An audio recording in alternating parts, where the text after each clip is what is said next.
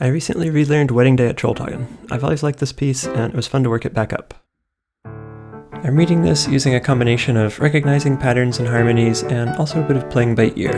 I've heard this piece a lot, so I already know how I want it to sound, which kind of gets me in the ballpark for things like rhythms, dynamics, articulation, and style. On the other hand, the fact that I know how I want it to sound is probably also part of the reason I started too fast. Let me dig into the reading thing a bit more. Throughout this whole first page, there's this recurring figure of 3 perfect fifths in a row. That immediately suggests to me that I'm dealing with mostly root position chords, because any chord in root position is going to contain at least 1/5. If I take a closer look at the first line, just coloring in all the fifths already accounts for more than half of the notes that are there. But not only that, it also gives me a pretty good head start on reading the notes in the right hand. The left hand outlines a D chord, and the key signature of 2 sharps suggests I'm in the key of D major, so already I'd guess that the right hand notes are also going to come from a D major chord, which contains 3 notes, D, F sharp, and A. If I just highlight all the Ds, F sharps, and As in the right hand, that takes care of just about everything that's left. And even the notes that aren't highlighted yet essentially fall into one of 2 categories. Either notes that pass between notes in the D major chord, or next door neighbors. On the second page, once again I jumped in a little too fast, but at least this time I slowed down right away. I kept repeating the second beat because the top voice is supposed to keep holding, but the lower notes are staccato, so I want to make sure that that's really clear in my mind. Things like this triplet often take me a bit of trial and error, so I'm experimenting with the movement I'm using, but letting my ear guide the process.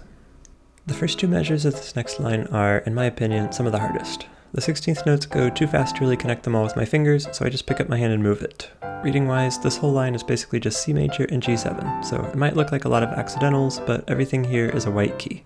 For the grace notes, I find it helps to think of moving my hand into position for the downbeat before I play the first grace note.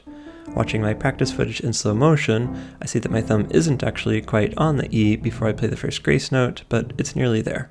If I wait until after I play the grace notes to start moving my thumb, there's no way I'm going to make it in time.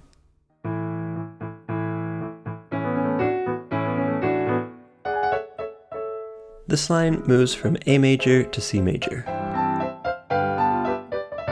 Then, the exact same material is transposed up a third, moving from C major to E flat major.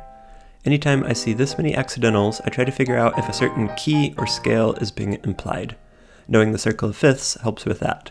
Since sharps and flats are always added in the same order, if I see a flat that I know comes later in the order, there's a pretty decent chance the earlier flats are there too. So right away, just from this A flat here, I'm already expecting that B and E are also going to be flat. This gives me a head start on reading the notes that are really high above the bass clef. I can spot the flat sign faster than I can count the ledger lines. Using a combination of reading by intervals and knowing what chords are likely to be found in E flat major, I can deduce that it's an A flat without counting a single ledger line.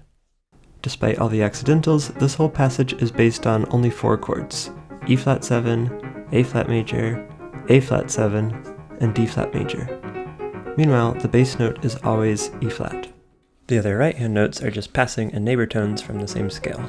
Still, this part is pretty tricky to play, and since I insisted on practicing too fast, I ended up developing a bit of a mental block that took a while to get over, so don't do that. Technique-wise, since I'm using a lot of black keys, I'm keeping my right hand a little higher and farther away from my body than if I were on all white keys. This way I don't have to move in and out as much, but it does mean sometimes squeezing my fingers in between the black keys rather than playing on the front of the white keys.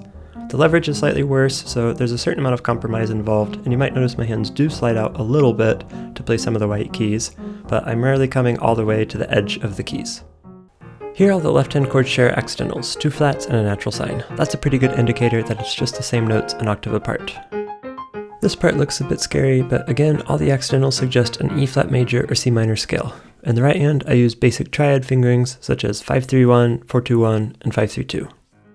For this part, I'm again reading wholesale by spotting recurring patterns of intervals and accidentals. The bass line descends chromatically, and the harmony changes once per bar, so the chords on beats 2, 3, and 4 of each measure are the same, just an octave apart. The chord shape in the right hand of the last measure is a good one to be familiar with. From the fact that there's a second at both the bottom and the top of the chord, I can immediately recognize it as some type of 7th chord, in this case A7. A7 usually resolves to some sort of D chord, so even without looking at the next measure, I've got a pretty good guess as to what might come next. Sure enough, the next harmony is D major.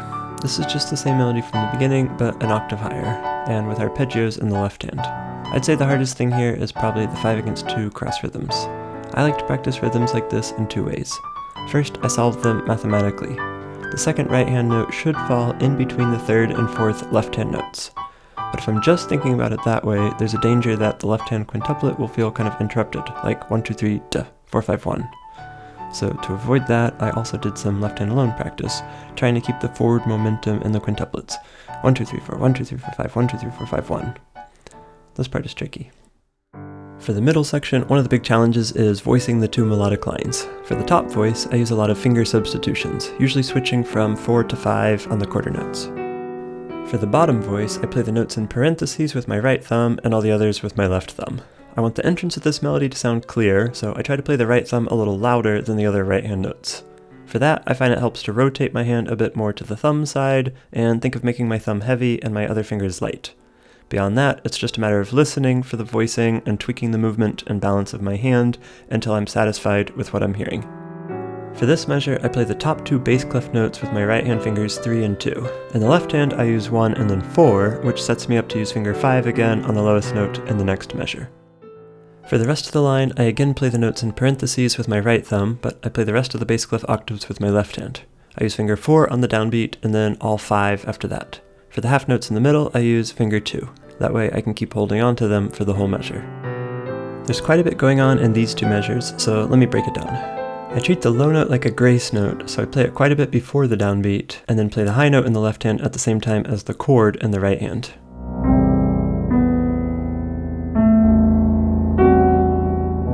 The right hand here is also tricky since it has to move so far between the last triplet in the first measure and the chord on the next downbeat.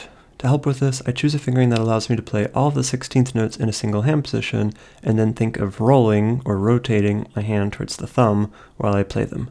This creates some momentum that I use to shift my hand down into the lower position.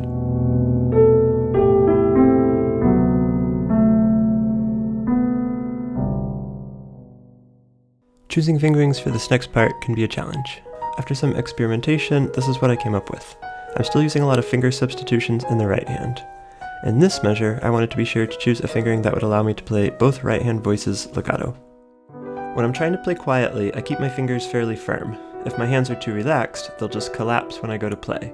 Instead, I think of keeping them well supported right as I make contact with the keys, and then relaxing in between the notes.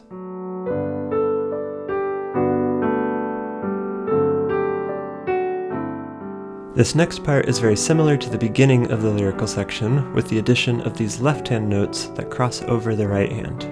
Since these notes are higher than the melody, but not actually part of the melody, I try to play them softer than the right-hand notes. I use my index finger for all of them.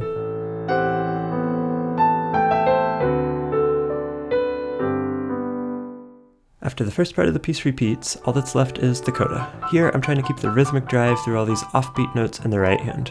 I don't want the rest to feel like breaks in the momentum, so rather than treating the right hand rhythm really metronomically, like 1 E and a, 2 E and a, I think of them more like staccato eighth notes that happen immediately after the left hand.